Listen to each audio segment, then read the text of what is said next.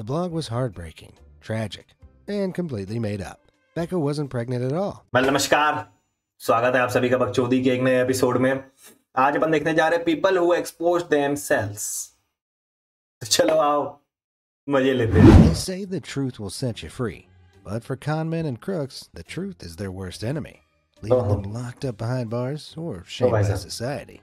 Today we're going to discuss a collection of fraudsters who accidentally exposed themselves, revealing their own lies, crimes, and scams. From fake cancer patients to the world's most infamous lip syncers, let's take a look at the people who took their lies too far, exposing themselves in the process.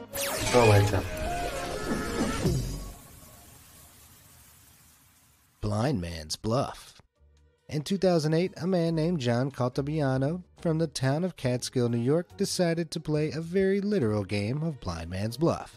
John tried to rob the government blind, pretending that he completely lost his vision in a workplace accident, a scam that could have earned him up to $1.3 million in welfare. His claims were backed up by his girlfriend, and when it came time to submit his claim, she took John's arm and slowly guided him into the courtroom, part of a convincing act that fooled the judge. While John was awarded the first cash installment, he should have kept his functioning eyes peeled, as he failed to realize that from the moment he won the case, he was being closely watched by two private investigators. The fraud agent spotted John walking around on his own, peering through a shop window, and driving around completely unassisted, exposing himself and his girlfriend as able-sided crooks. In the eyes of the law, John had committed fraud, and the court sentenced him to 4 years in prison.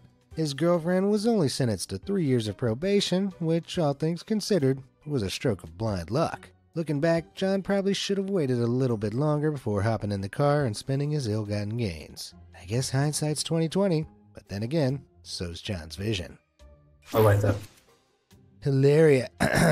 Hillary Baldwin. Hilaria Baldwin is an American yoga instructor, entrepreneur, and author. Notice how I said American? Well, before 2020, Hilaria had risen to fame as actor Alec Baldwin's Spanish wife. Her agent's website said that she was born in Mallorca, and she claimed she only moved from Spain to New York when she was 19. In interviews, she spoke with a thick Spanish accent, and in one cooking segment on the Today Show, Hilaria even seemed to forget the English word for cucumber. However, people on the internet soon noticed that her Spanish accent was very inconsistent, and journalists began looking into her background.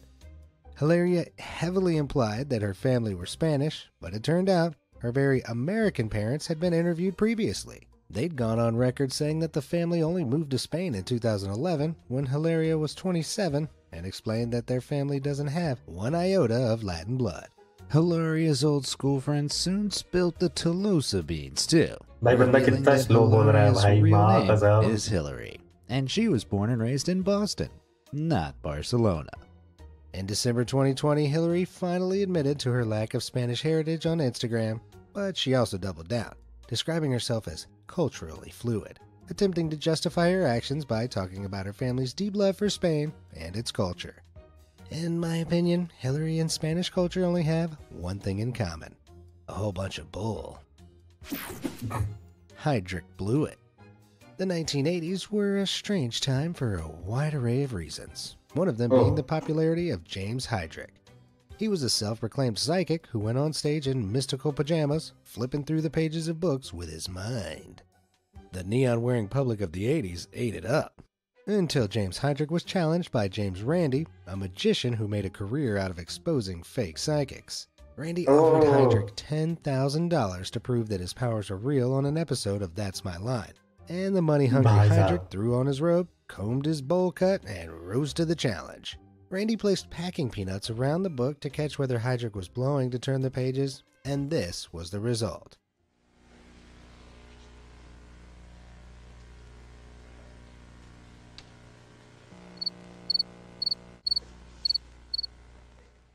Yikes.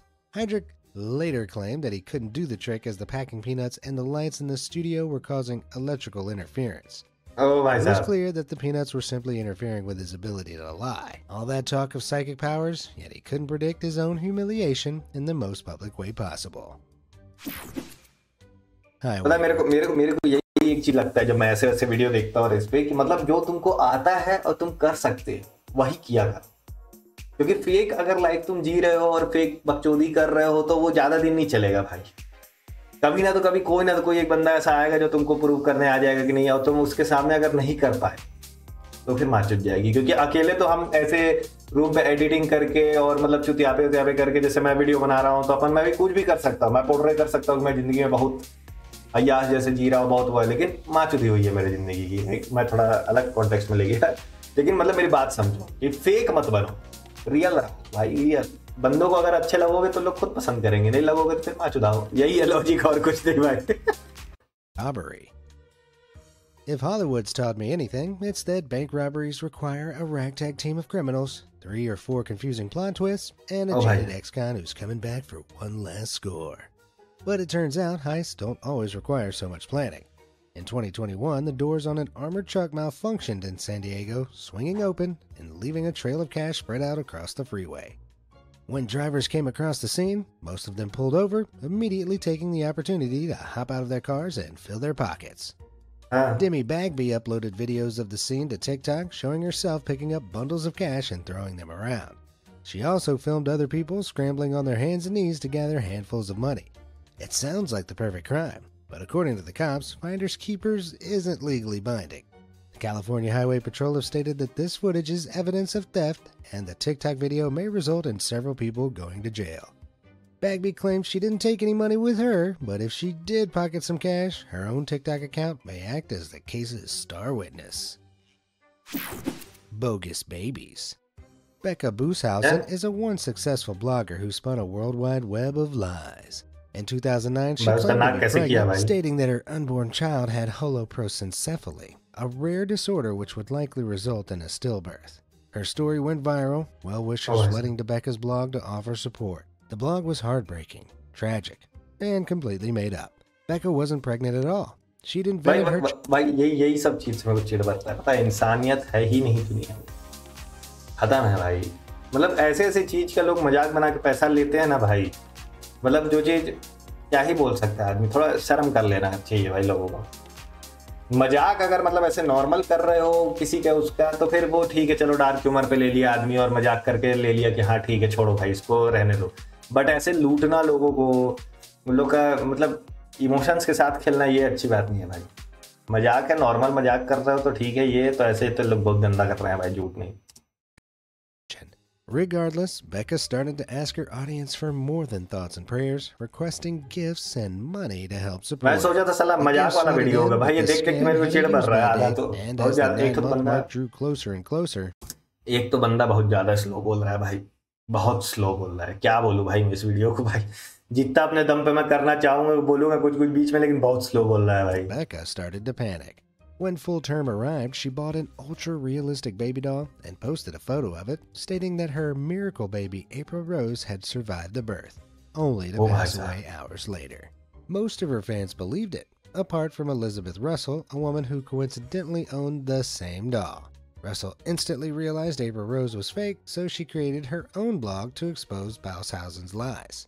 As the truth started to come out, she was forced to come clean.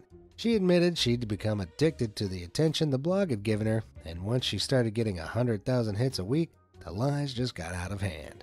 This scandal may have ruined Becca's reputation, but for some other scammers, she was seemingly an inspiration. In 2019, Casey and Jeffrey Lang of Pennsylvania copied Becca, stuffing a pillow down Casey's shirt and buying a realistic doll to invent a fake pregnancy and the subsequent death of their fake child. The Langs then started a GoFundMe page to pay for a personalized urn and to plant a tree in their baby's honor, attempting to steal the money for themselves. However, after a tip from one of the Langs' friends, the police contacted local hospitals and funeral homes, discovering that the Langs' baby had never existed. The cops then raided the Langs' house, immediately discovering the fake baby doll and busting the phony parents. They were forced to repay the well-wishers, and when the Langs stood in court charged with theft, I'm sure they cried like real babies. Video खत्म हो चुका है।